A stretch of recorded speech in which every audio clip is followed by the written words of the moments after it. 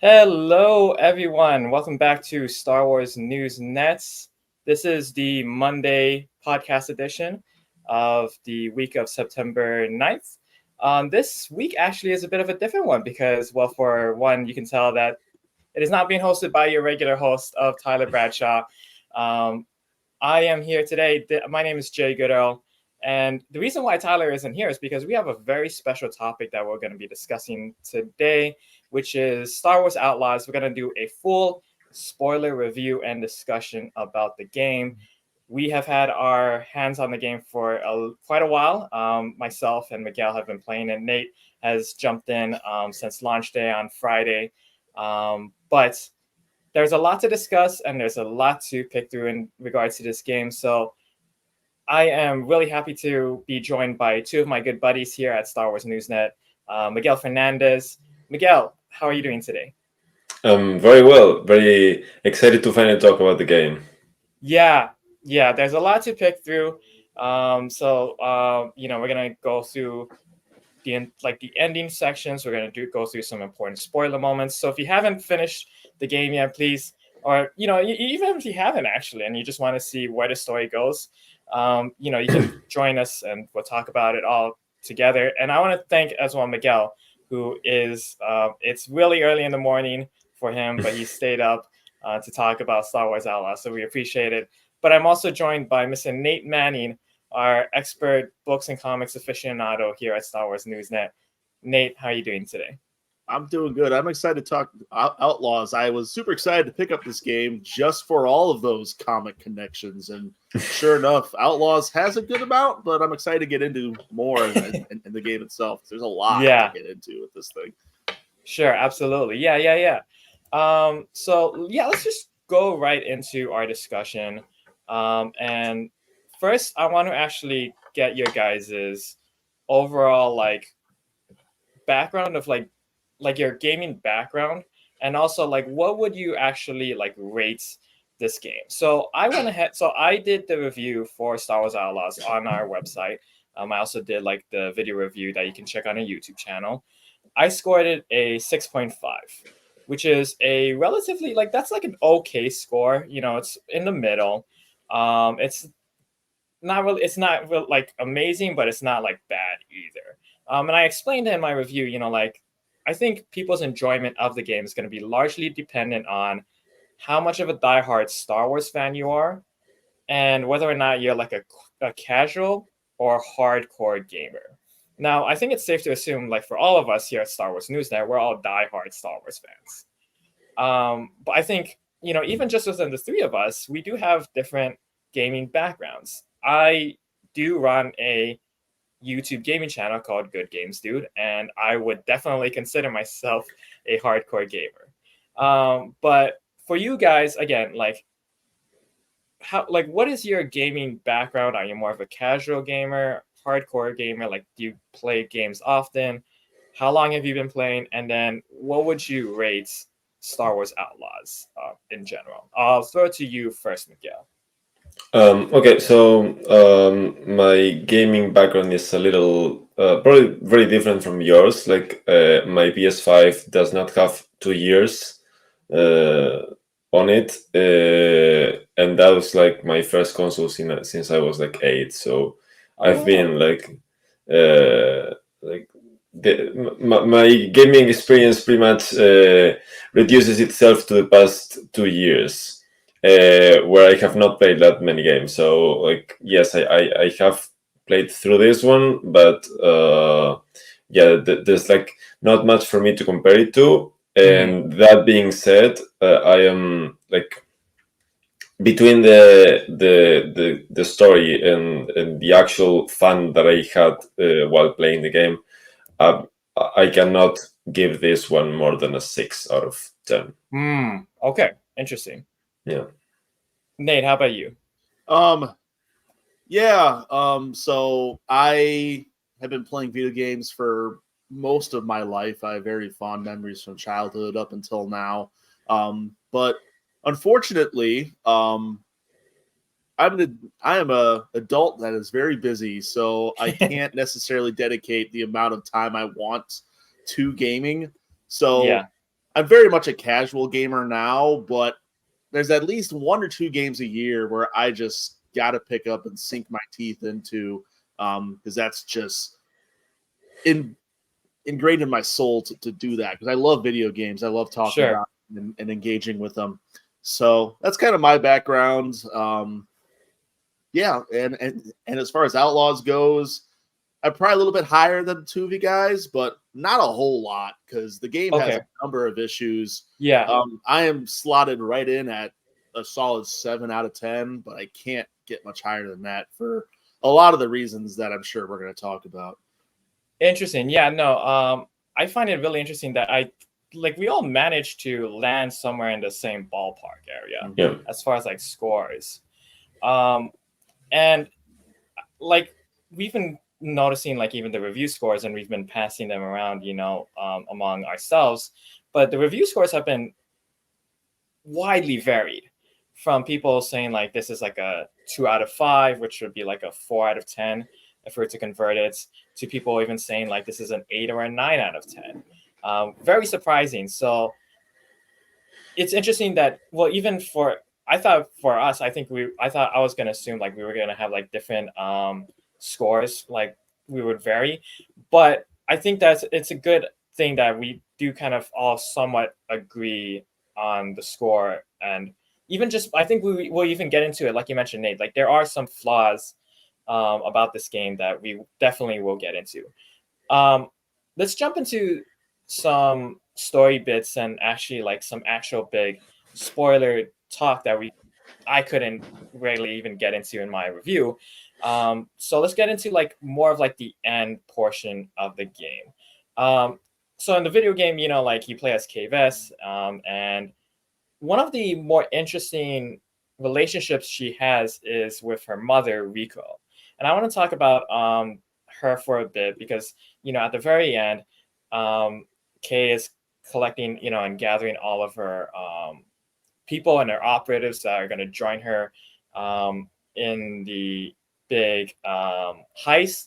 And then Jaylen brings along her mother, Kay's mother, who abandoned her, Riko. What did you guys think about like this family dynamic between Kay and Riko? And like, was this something like you were expecting at the end to have this character come back like the way she did? Nate, how about you? Let's throw it to you first.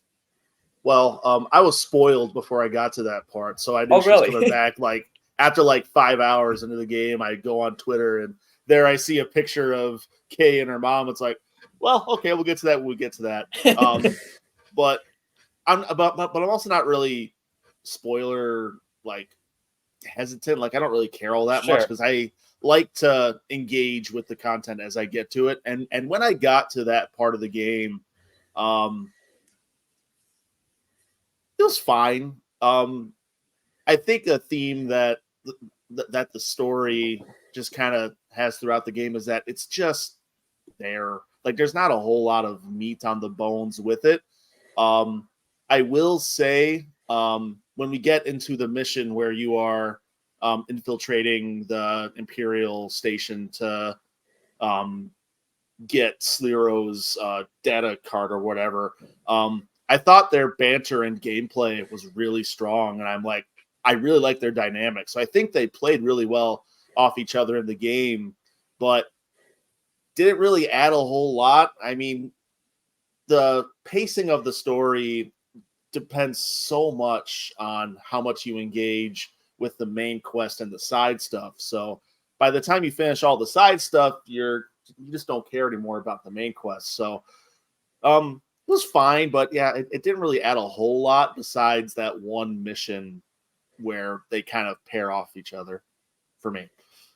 Yeah, I think that I'm sort of with you on that as well, because I think that like I was really thrown off because like I didn't really expect her to come back, and they didn't even really explain too much about like why Riko leaves, and also like what happened to her after she left. We got so little build up to that moment. that it just Yeah. that just kind of popped up out of nowhere. It's like, oh, Yeah. we're doing this now? Okay. It's interesting because one of the main themes, and we'll talk about this even further a little bit, is there's a real theme of like family in this video game, which was very kind of unexpected. And I feel like it almost is, the theme was almost kind of thrown in a little bit too late. Like I think like I would have preferred like more hints towards it. And you know, we'll get to like Jaylen and Sliro, which is like one of the big twists of the game. But yeah, no, like talking about the theme of like family, Miguel, like what did you think of like bringing that theme in and you know having Kay reunite with her mother in the way that she did? Yeah, no, I absolutely agree that it was too little and too late. Like, Yeah. I think that. So I think of this as a microcosm of pretty much how I feel about the entire game, which is I think Ubisoft had a lot of things they wanted to do, like good ideas on paper, but they just couldn't bring the execution to life. Like the execution wasn't there for them. Like, Right. and this applies to gameplay, and this applies to basically the story as well. Like, I think they had like, oh, I think by that point the story was lacking a bit of emotion, and especially the characters. I think that the only time I was really invested in the emotional stakes of the story was when Nyx got like lost by when he was captured by Java. Yeah, probably my favorite mission of the game, that one.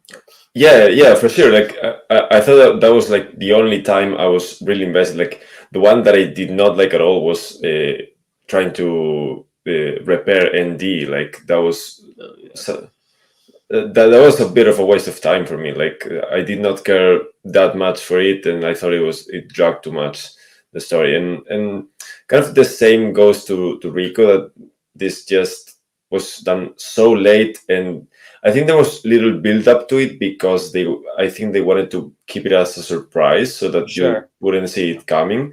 At the same time, wouldn't it have been better to do it at the beginning and then explain later like what happened between the two of them, like that being the inciting incident for the emotional story? Like maybe I don't know, like, and maybe they tried around with that structure and it didn't work. Like I don't know, but just thinking it through, I don't think this was like quite the optimal structure for this story. And I think finish your thought.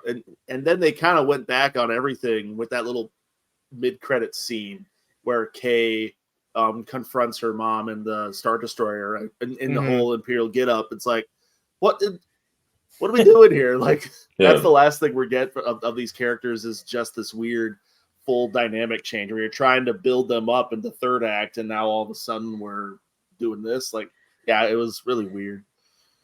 Yeah, I agree, actually. No, Miguel, you brought up a good point. I think that, like, had the prologue sequence just been Riko and Kay when Kay was just a little kid, and then have, like, the prologue end with Riko leaving Kay, I think that would have been, like, a better inciting incident. And, like, you see, like, okay, no, this is why Kay is the way she is. But instead, it's piecemeal all throughout the story, where you only get like little snippets of their relationship like thrown in like sporadically, and it's not exactly enough to where when she does come back it didn't really feel like that impactful, in my opinion. Right, because they aren't building it up as a relationship between the two of them. They're just building up the story, the backstory of Kay. Like it's not as much about the two of them. I don't think that I didn't get that impression, which is why I having that as the inciting incident would have like brought the whole story full circle, right? So it feels like the way it was structured, it feels like they came up with the story as they went along. Like they didn't have a solid idea of what it was going to be from the beginning, and then they found something along the way to to grab onto. Like I don't know, and I'm sure like this isn't how it happened, but it just came through that way to me. The way it did, yeah. Yeah. Moving forward, if we will, going chronologically in terms of like events in the game. So, K. So we started from the end. Yeah. So we're going into Now we're the spoilers. spiritually at the beginning and just trying to rework the first act of the game. Yeah. So well, just chronologically, like like if we were to talk about like the last third of the game, though, you know, like you have Kay, Riko, you have like the team, Asara. I really did like enjoy the team though. You had, you know, Asara, you had ND5, even the Gadik, the droid maker. You know, he was. I think they were all great characters. I loved Aang. I love that little guy. Yeah. Yes. Yeah. The little bomb maker. I think like that entire cast was really strong. Didn't care about any of them, but they were fun to be with. They didn't have much screen time either, to be honest. But you spent a whole bunch of the game risking Ankh, and then he just disappears. Yeah.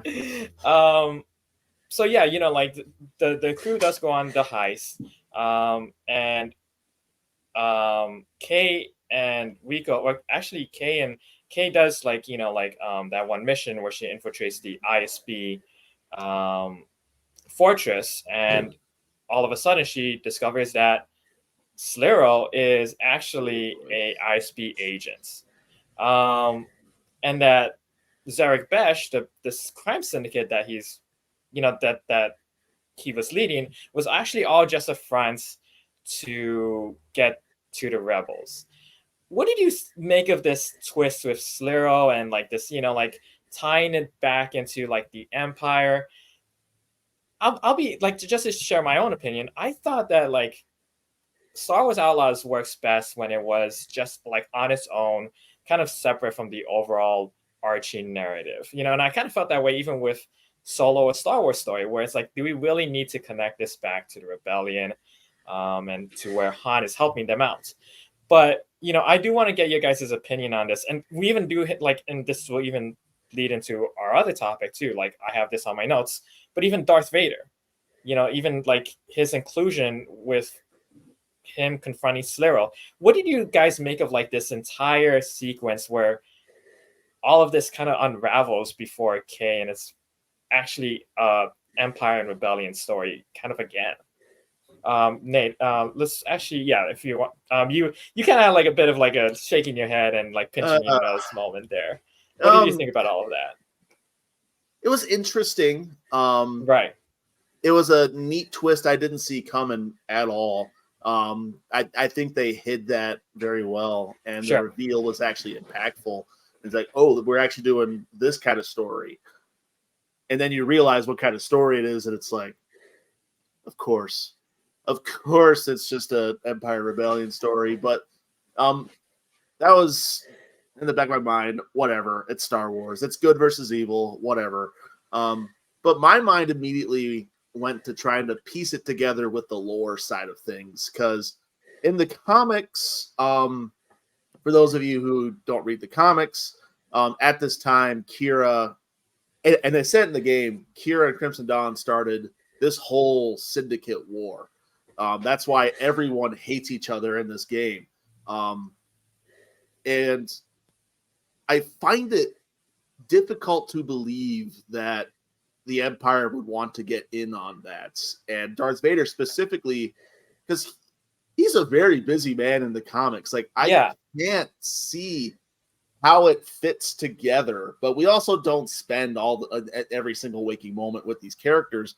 But it's just a tough sell on the connecting the canon front. Yeah. But that's also just me trying to put together my headcanon. So I got to sit with that a little bit. But it was just a lot to take in. I mean, the twist was cool, but it's like, man, and like you said, can't we just do what the game said it was going to be and just be an outlaw scoundrel type of game? But whatever. I mean, it's Star Wars at the end of the day. I'm with you though, because like, well, when I saw Darth Vader, I'm like, would he really come out and show up for Sliro? Yeah. I feel like This Well, I game's feel kind like of set between the Hidden Empire or the Crimson Reign series and the Hidden Empire thing, I think, mhm, because in Hidden Empire #1, the Vermilion Crimson Dawn's flagship is destroyed, and they mention it in the game, so it's definitely before that. Um, and we don't really, and we follow Vader, and he's doing all kinds of weird ass side missions. So in right. theory, he could just say, I want to start a crime syndicate. Why the hell not? So I don't know. It was weird, but it was fine, I guess. Miguel, what about you? Did you have any Well, like? I mean, the twist was fine. Like, I didn't have any strong feelings about it. Like, yeah, I didn't see it coming, but the point is, should I have seen it coming? And like, I don't know, it was one of these twists that didn't feel that. Yeah, it felt relevant because it recontextualizes the whole story, but. Yeah. I thought the brother twist was much better, for example, because you could have seen that coming. Because once you see those characters in the same room, you're like, they actually look like brothers. Like, Yeah. I yeah, had the same thought. yeah, you could have seen this coming, and that recontextualized the whole game, but it also didn't affect it all that much because it's still the same story. I thought that the other one, the ISB one, was just fine. In terms of Vader, though, like, I do wonder how involved he was. Like, I don't think I didn't get the impression that he was there day in and like Right. every day. Like, I think he was just overseeing the whole operation, and he was just checking in from time to time. And he got to a point where he was just tired that this wasn't going anywhere, and he just intervened. And I did enjoy the moment. Like, I think this was one of my favorite. Like, perhaps my favorite thing to come out of this twist was the moment where he's like, "So are you bringing in any rebels because you've set up this whole operation and this isn't just like what are the results here? Like, what is going on?" And like, I did like that Vader moment a whole lot, actually. I think no, his portrayal was really great. Yeah, and I think just, I mean, it's always great to see Vader. Yeah. And Yeah, I feels think cool. that, um, I in terms of like the whole Sliro and Zarek Besh thing, though, again, though, like it just feels like I think I don't know which of you said it. Sorry about this, but like like it. I don't think it really paid off the twist, though. Where it's like it didn't really actually like add anything new, um, in terms of like the lore, or even just like in terms of like the thematics of the game. Yeah, it felt kind of a little bit odd, but anyways, like those are Yeah, just my thoughts. it's weird Um, that they try to sell them as like the galaxy's biggest up and coming crime syndicates, but this is the only time we've ever heard about them as well. yeah, That kind of bugged me throughout. And then to flip that on top of, hey, Vader's kind of involved, and I agree he's probably not involved that much because he's off doing Adventure with Kitster at this time in the comics, which is a really weird story in of itself. But yeah, it is what it is. But it was cool. Yeah, like you said, I'll never say no to having more Vader on my screen. So Yeah, and I think that that's the feeling from the developers as well. Like, you're setting a story in this era, like you're gonna have Vader. Like, come on, sure, yeah, like you're going to try to fit that in. Like, that is almost a duty as a Star Wars fan. Like, and I get it. It need can be, cameos. yeah, it can be like, detracting at times, but at the same time, you're just not putting it all out there if you're not having Vader. And I'm not saying this is a good thing or a bad thing. I'm just saying it from their point of view that you're just going to try to have Vader as much as possible. for sure, yeah. Miguel, you did touch on the next point, which I agree with you. The Jaylen and Sliro twist was executed much better. And it's a twist that I really enjoyed, because it added a whole lot more depth to both characters. So like, as the game goes forward, like, Kay goes to try and, well, Kay actually gets kind of backstabbed by, you know, both Jaylen and Riko. And then we as a player learned that the big heist was to steal a Imperial Codex, you know, which is what Sliro was trying to gain, you know, all this information on the different crime syndicates and the rebellion. And then, you know, we learned that Jaylen was just trying to get revenge on his brother. And then there's this whole like deep backstory, which I found really intriguing about them being brothers, but not really like blood brothers. And then how these two, you know, like you had one Jaylen who was the more favored brother, who was going to take be the head of this shipbuilding company on Corellia, and then Sliro like backstabs him, and then he, you know, sides of the Empire, and I'm like, whoa, what is all this? Like, in my opinion, like that's a side, like I really hope we get like a book or a comic out of Jaylen and Sliro.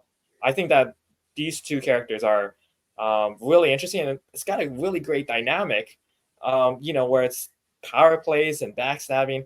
I really love that. And you know, I think that that was definitely like a twist that actually paid off. Miguel, did you want to talk a little bit more about like the twist between like Jaylen and Sliro? Like, what were your thoughts on that as well?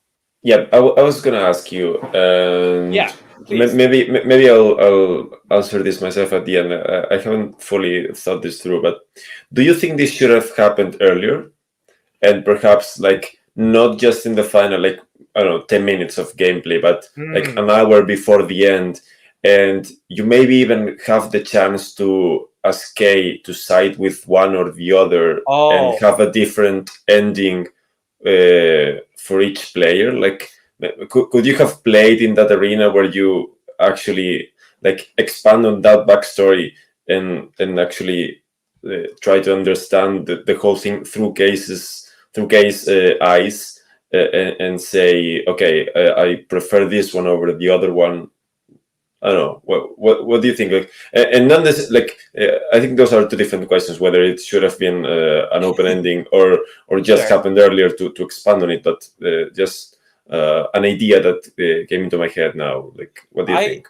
I like that idea where we as a player get to choose who to side with. I think that would have been like a really cool like way to differentiate it. And that was a theme, you know, in the whole game is choosing. Yeah, and the last like third acts, there was no choice at all. So yeah, that could have been interesting. I think though, like to answer your first question about like should have been included earlier. I think the timing worked. I mean, but I just think that like I wish there was like another like maybe like a scene like just of exposition or background, just elaborating a little bit more between those characters, because you can tell like they worked on those two characters and their backstory. They put thought into that, right? Yeah. You know, like here are two characters who were both on Corellia and who both had the opportunity to make a lot of money, apparently like building these ships. But then Sliro, who again isn't, they're brothers, but they're not blood related. I'm like, what is going on here? I thought like, again, like that was a really well done twist that I wish that there was more of. But Nate, I want to get your opinion as well. You know, like on this whole twist, what do you think of it? And you know, like, yeah, like, and just how it was executed as well.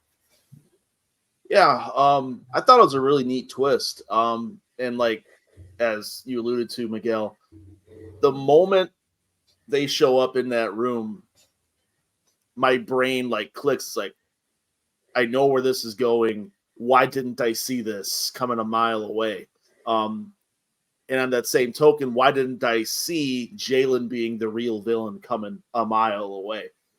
It's like, of course the backstab is coming, and I really liked what that added.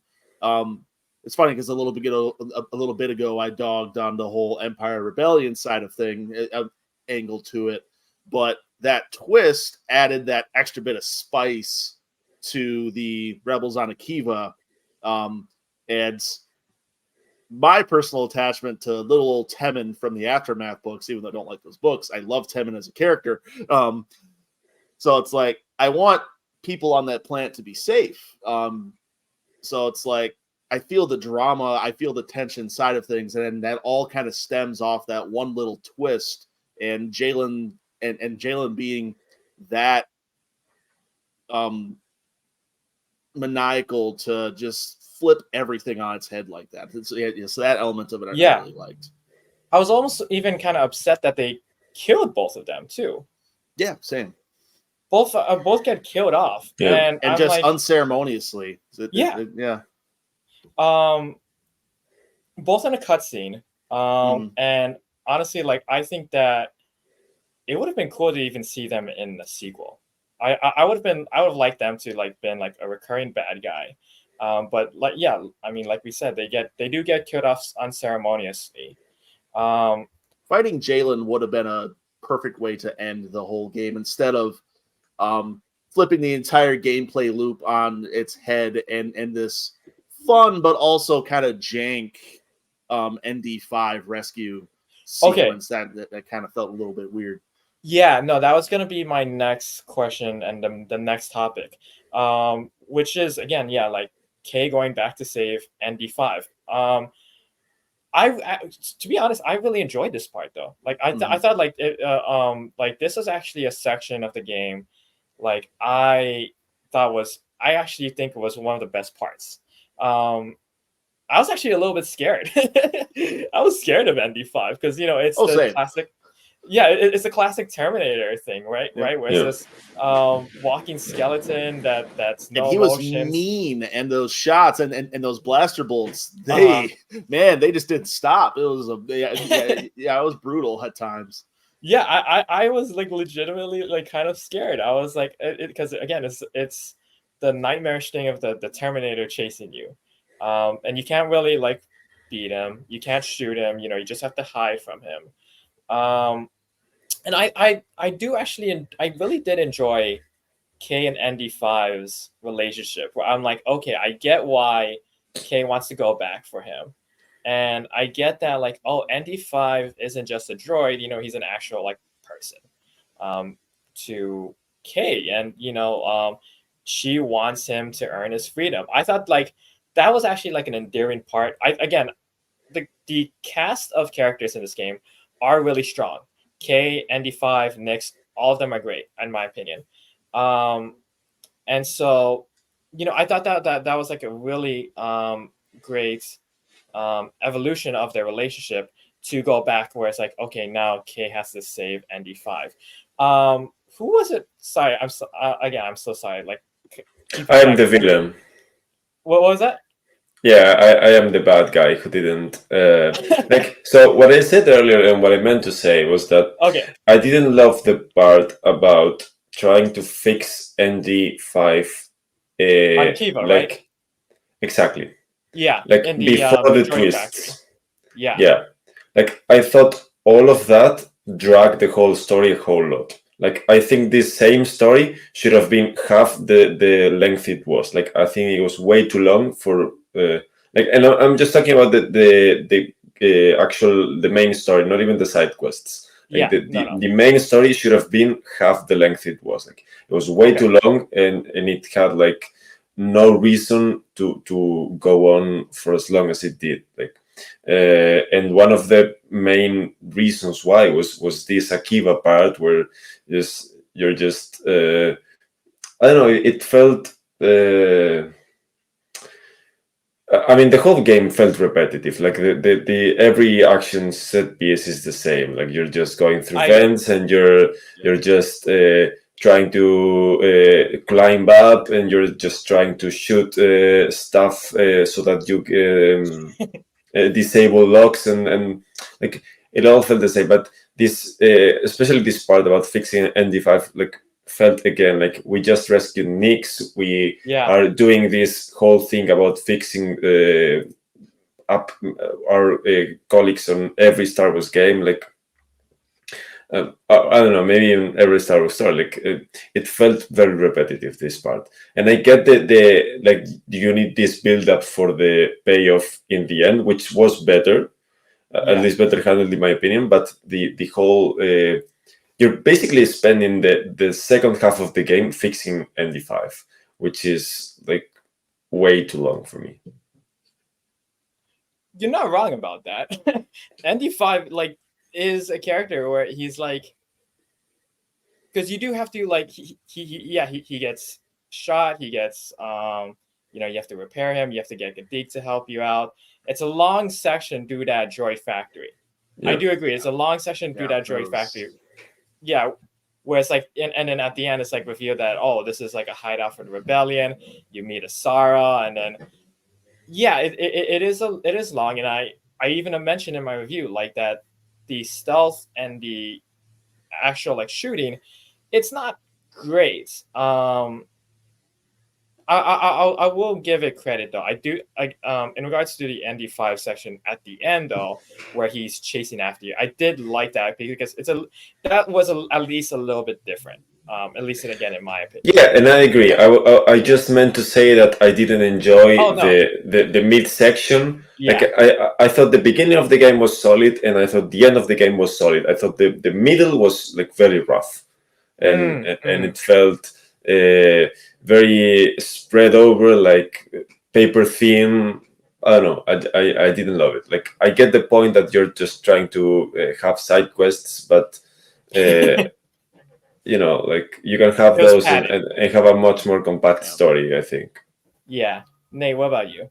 Yeah. I just want to hop off of Miguel's point about the story.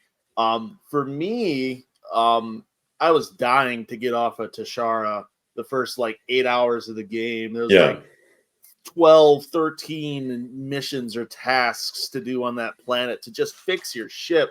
It's like, how complicated does this have to be? Like, come on, man. Like, can't we just do this in one fell swoop and go? Because you're marking this game as a... Yeah, you're marking this game as an open world game. It takes so long to get to the open world part. And it's weird because they tell you to go to Kijimi right after Tashara. ND5 hints, hey, I recommend going here. That way you can meet Kira and all that stuff. We find that out later. Only to get to Kijimi, and the planet is really small. It's just really the city. And that's it until you get through the story, and then you start going other places, but you can't go back there because there's no way to get back there in the free play sections. So, yeah, and like once you start going through the story, you realize that, well, at some point we're going to have to go through a Imperial compound and this and that, and it's the same repetitive gameplay loop. And that's also why I'm not a huge fan of open world games, because this always happens in open world games. It is very hard to perfect the open world gameplay loop, and they tried. They tried their absolute best, but it's hard, which is why I give them credit for mixing it up at the very last bit with the ND5. But again, is it too little too late? Maybe. And it's like some of the gameplay in general just wasn't as polished as it probably should have been throughout the whole gameplay experience. And that also applies to the last bit where you're trying to figure out the new mechanics. You don't have your blaster or anything, so you're trying to figure out how to play this game again. And it's tough, and it's kind of frustrating at points. It's like, this could be so good if it just had like another like couple months in the oven. It's like, God.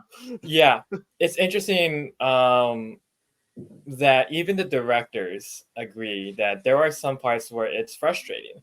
I just Games Radar just published that report, which is also on our website, about the directors responding to the criticism and to some of the middling reviews. They acknowledge that, like, even they themselves agree that the stealth portions and the portions where you cannot get spotted are frustrating. Oh, it's bad.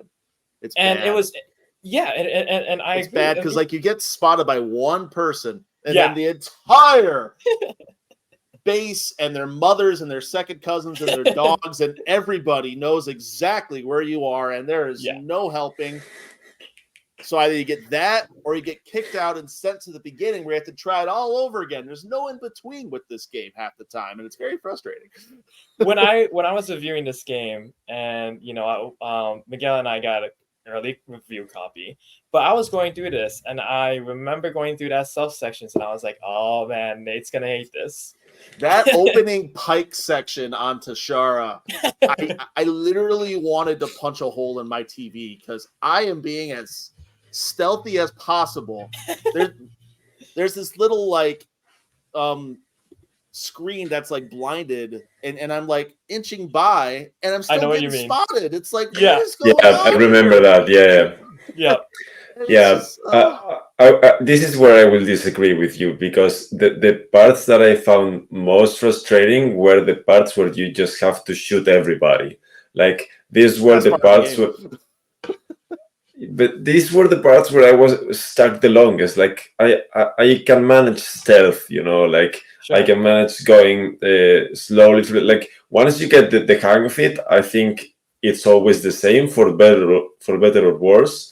But having to shoot everybody and getting constantly thrown grenades and shot, like I was hiding behind stuff and I was still getting shot at. Like how is that possible? Like, yeah, I pointed this out in my review too, in regards to stealth.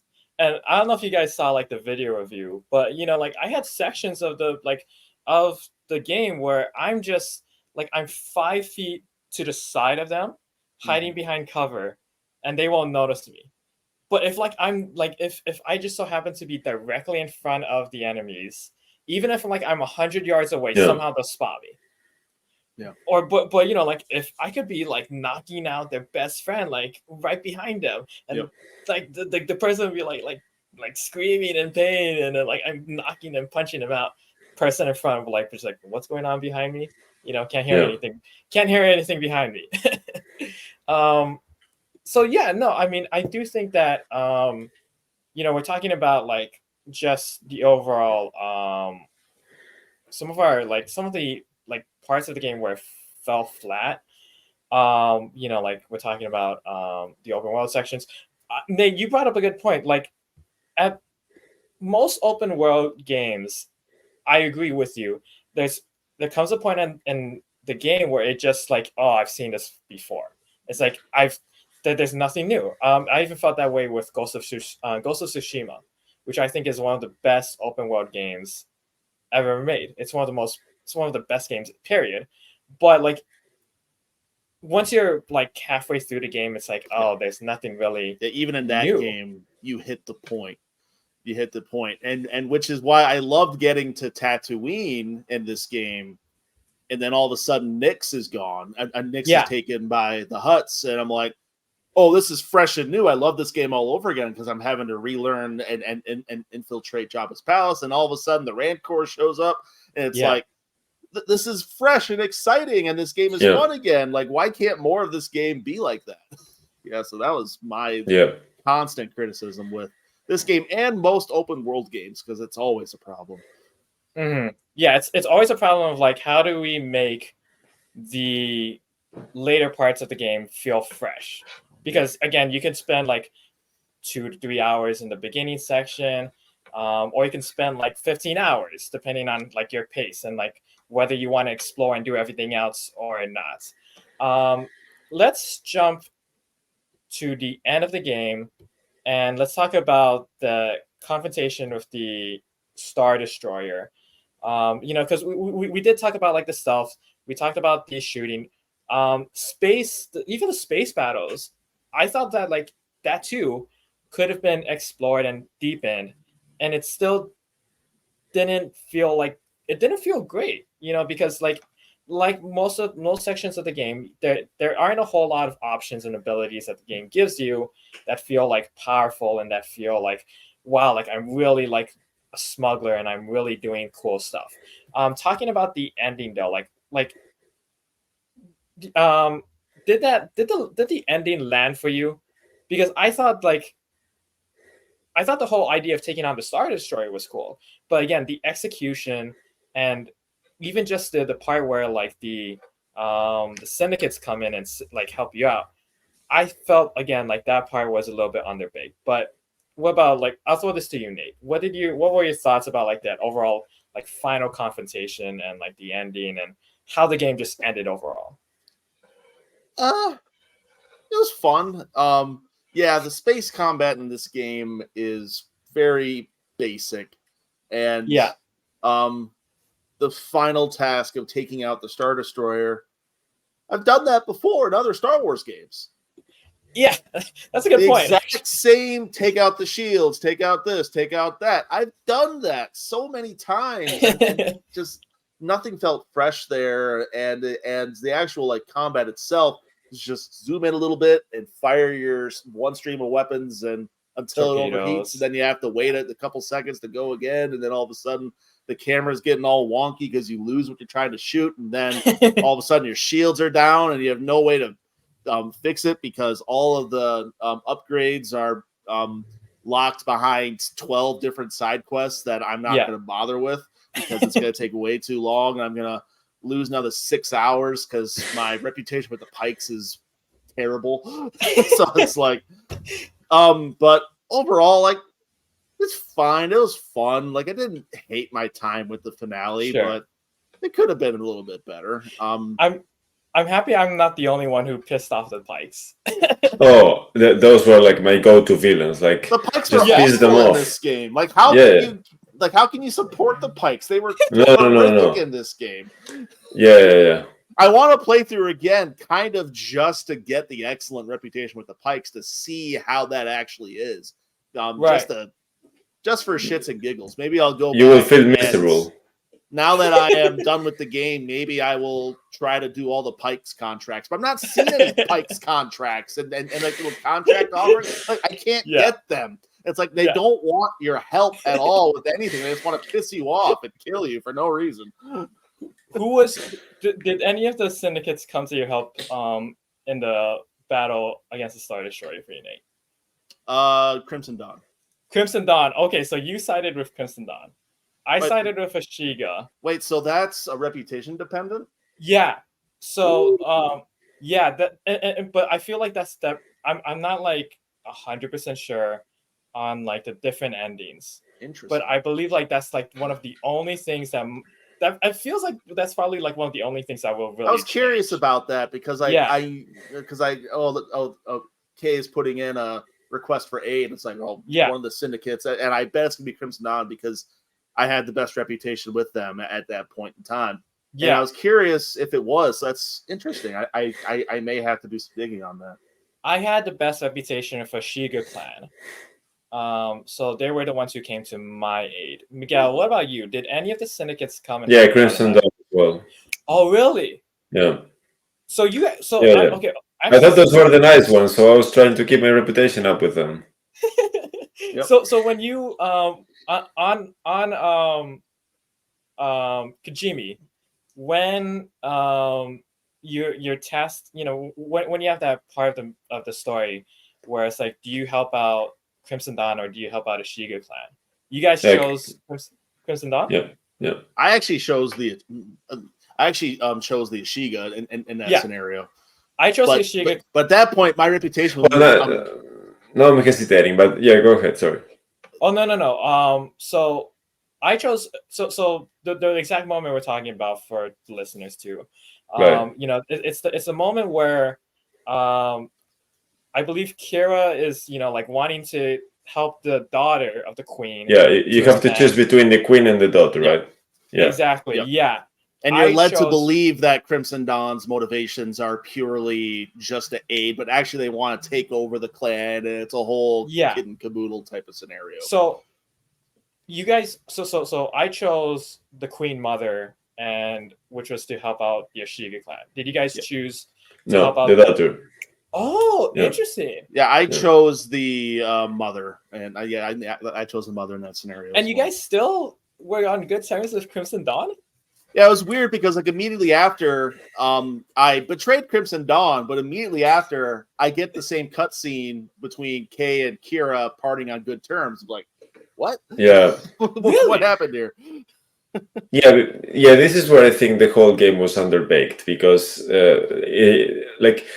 I think they had very little choice where they wanted you to see the same cutscene, but Yeah. they just probably had some little tweaks between one choice or Yes. the other. Like Yeah. they didn't have two separate games that then split into another Yeah. two pair of games. Like and this is like my whole point with this thing, because I can see the offices at the studio 4 years ago, like full of notes on the wall saying, oh, so what is your ideal Star Wars game? So I want to do a crime syndicate game where you can Yeah. just work for one, work for the other, and you get a reputation based, and you're just this scoundrel that gets betrayed over and over again, but then Yeah. she just gets back up on her feet. And like I can see that, and you can also see like a whole lot of gameplay ideas, and then they probably just try to execute them and none of them worked, and they just try to do the most basic thing they could just so they could Have something. get the game out. Yeah. Like I can see a lot of great ideas on paper, but they probably just didn't come through. Like for whatever reason, whether it was a technical one, whether it was a game that was gonna be like 1 terabyte on your console or whatever, like it was just impossible for them to do. Possibly what they tried to what they pitched even at the beginning, like they probably pitched a whole different game than what we're seeing.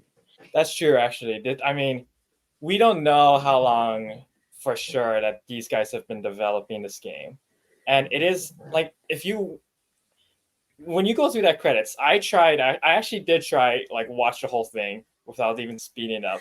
But, like, I timed it. And I'm like, it's going on for like 30 minutes, 40 minutes. And, like, there's These studio after credits, studio please. after studio. And I'm like, I think, Miguel, you might be onto something where it's like, there might have been, like, even just too many cooks in the kitchen.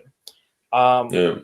so as we wrap up, though, I want to ask you guys: do you guys want to see a sequel? Um, and if you do want to see like a sequel to this, what do you think like the team has to do to improve upon what's already been made here? Miguel, if you want, since you're like you were on a roll right there, like talking about like like Yeah, no, fixing faults, but I'm just continuing my point that if you want to do a sequel, do it like do just that. Do what you want to do in like try to actually deliver on the promise that you made. uh-huh. Like this game was pitched a year ago in a whole different light, I think, and it was.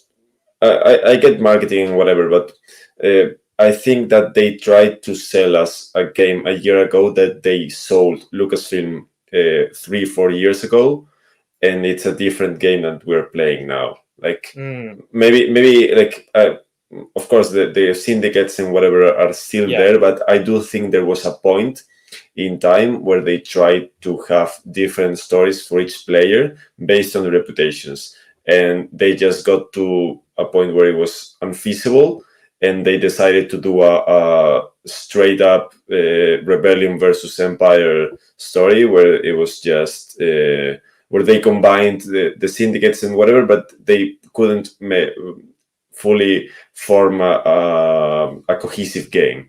So if you want to do a sequel, just try to learn from that experience and either scale back or scale up. Like you cannot do the same thing again. I agree with you. And I agree with you. Like, I do think like if they do a sequel, I think there needs to be a bigger focus on the crime syndicates, Yeah. and on like the choices that you make with them. Nate, say just again, like, would you like a sequel? And if so, like, what are some things that you are hoping would change in a sequel? I echo a lot of those same sentiments. I would like a sequel. I it won't happen, but I would love to see. And the thing is massive entertainment. have developed some great games over the years, but this game, and I do think Outlaws in a few years is going to age well once the stink of Ubisoft's wears off, because Ubisoft this game into oblivion. It came out. I don't even know what that means. It came out in an unpolished state. The 3-day early access period was a total disaster for everyone involved. The game wasn't ready. I had to just not look at cutscenes half the time because I was so annoyed at lip sync not being polished. It drove me insane. It drove me insane because Humberly Gonzalez, the actress for Kay, she was great, but the animations on Kay just what are we doing? And the same for a lot of the characters as well. So the game needs to be more polished, obviously. But I honestly think there's still a lot of story left beyond just the syndicate stuff. Going back to Kira, I would imagine a sequel is set after Return of the Jedi, because we're right up to that point in the game and in the timeline. Obviously, a lot's changed, and there's a power vacuum in the underworld and all that stuff. And Kira is still out there, and Kay's relationship with Kira is very ripe for the picking to pick at more, so we can learn more about what's next for Kira as well. I think that'd be a very interesting needle to pull on. It's just they need to pull on it and focus on the syndicates, as you guys said. And what if you introduce the New Republic as well as not a crime syndicate as such, but as a possible player in that they're trying to eradicate that faction, and maybe you side with the good guys and against the bad, or against them, and you actually explore the political ramifications of the decay of the empire. Yep, and there's elements of trying to get Kay to join the rebellion, and so what does it look like when the New Republic comes along and says, "Hey, yo, stop this, join us," and all these things, and of course there's that scene at the end with her mother as well. What does that relationship look like? Because we just started getting it at the end of the game. There's still a lot of things that you could do with that and make it better. So if we do go back and play this first game, suddenly we care more about that dynamic as we get to that third act. So there's definitely a lot of story they could do in a sequel. So pull on those couple threads. For me, of course, polish the game, please, for the love of God. If you're going to continue doing the stealth aspect to it, flesh it out more, please. But I mean, I'd love to see a sequel. It's just give it the respect it deserves, because if this game underdelivers, it's going to be very sad, and in terms of sale numbers and all that stuff. So, it's funny for all of us Assassin's Creed and Watch Dogs fans, we know exactly what you mean, Nate, when you say that Ubisoft all over this game. But why? No, I agree with you guys. There's I think that for me personally, I still love a sequel to this game, even though I think this is by far one of the weaker Star Wars AAA games that have come out recently. If I was to make a sequel, the number one thing which we've already touched upon, I would love to see a bigger emphasis on the crime syndicates. Make sure that those are the main players. Make sure that the crime syndicates like Kira, like Jabba the Hutt are the main players. They're not just side quests. Make them the big focus. So that, and I touched upon this in my review, a deeper gameplay mechanics for stealth. Let us drag the bodies. Let us hide the bodies. Let us go and poison them and set off. I know Nyx can do a bunch of that stuff, where distract them and set off bombs. But Nyx is so slow in this game. And the stun gun, please, the stun gun. like the stun shot, like It have doesn't need that to be a reload one. faster. Yeah, it doesn't need to be a one. Come Wait on, 30 seconds for it to reload. 30. And I thought it was like 5 minutes. yeah, it feels like that The at times. power-ups for that are very beneficial, but even then, it's like it's hard to use. It's like, why is this so unintuitive? Because it's all attached to the droids. They're the toughest enemies in the game. You can't do anything against them otherwise. You have to wait for your gun to actually be useful. Right. So there's a lot of, like there's a lot of room for improvement.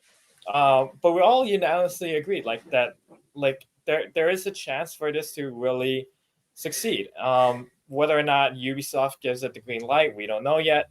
Currently, there have been reports that it's underperforming. Yeah. I'm not surprised by that, to be honest. No. I'm not surprised that this game is underperforming. Again, we do wish it well because, again, it is like it's expanding on some cool Star Wars lore. And that's, I think, is like where we all agree, like that's something that we want to continue to happen again. Any final thoughts before we close out on this discussion? No, I will just add, like we've mentioned it, but I did enjoy the main character. Like I did really enjoy Kay. I thought she was familiar, but still she felt different enough from past protagonists.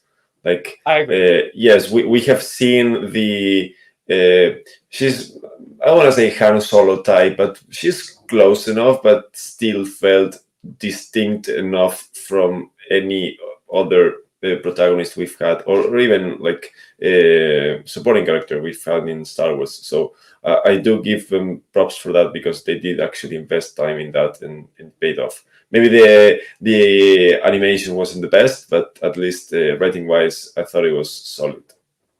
Nate, how about you? Any final thoughts? Yeah, I have a couple.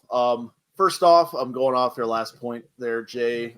For those that are worried about this game, in terms of sales, there's still, I would imagine this game's going to be one of the big Black Friday deals. For sure. And by then, a lot of the kinks will probably be worked out. So, if you're watching this still an hour in and you're still on the fence, just wait for that. And you'll probably have a better time with the game if you're not dropping $70 because it'll be a lot more polished. And if the developers fix some of the things that they mentioned in that Games Radar article the other day, if they address some of the gameplay issues that people are having, it could be even a much better experience in that front. And there's also the 2 season passes, the extra story with Lando and Hondo. And if those do well, maybe there's more. Maybe we get some of the things we talked about story-wise with Kira and whatnot. And then I also just wanted to quickly bring up, it's funny you mentioned in your review how you wish you could drag and pull bodies away. And I read that, and I'm like, why is that necessary? Like, are you just trying to get more immersed and into the game and whatnot? Oh, you know what it is, too? And, go ahead, Nate. I'll let you finish. Yeah. And then I actually played the game, and bodies are littered across the floor. Yes. And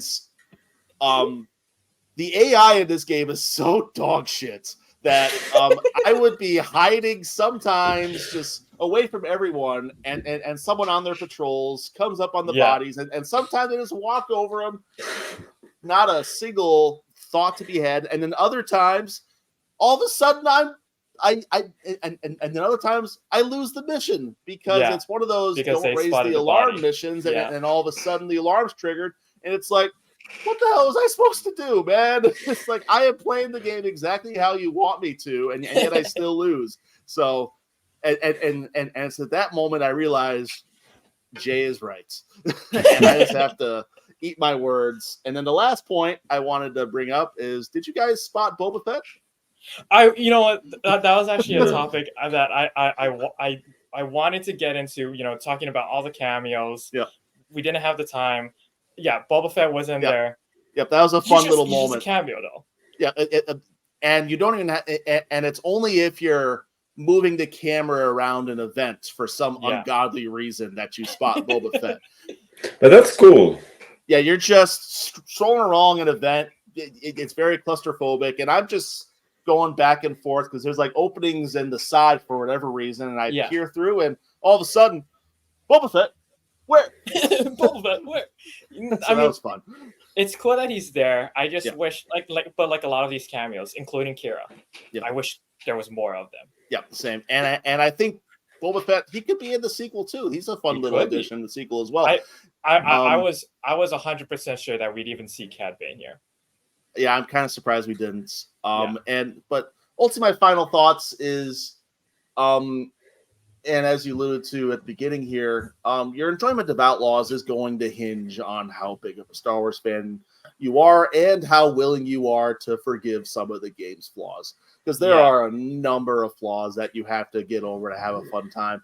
But if you're just looking to stroll and have a good time in a Star Wars playing like I was, I just had a fun time playing this game, and I will appreciate that for that. So there's a lot of fun Star Wars elements in this game that I just really appreciated.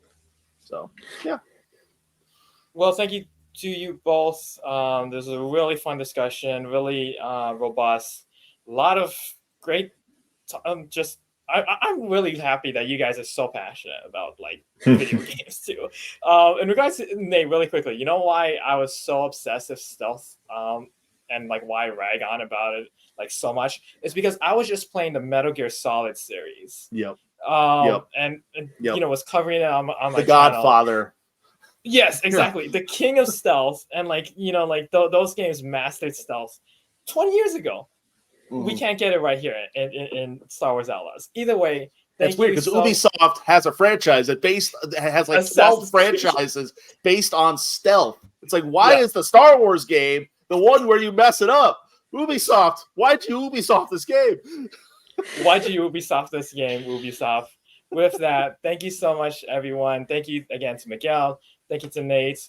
For all of you guys watching on YouTube, or if you're listening on Spotify, Apple Podcasts, please give us a like and tune in again for Star Wars News and Live every Thursdays. That is our main flagship podcast. But Luke and a special guest will be back next week for the regular Monday podcast. Until then, thank you again so much for watching, and may the Force be with you.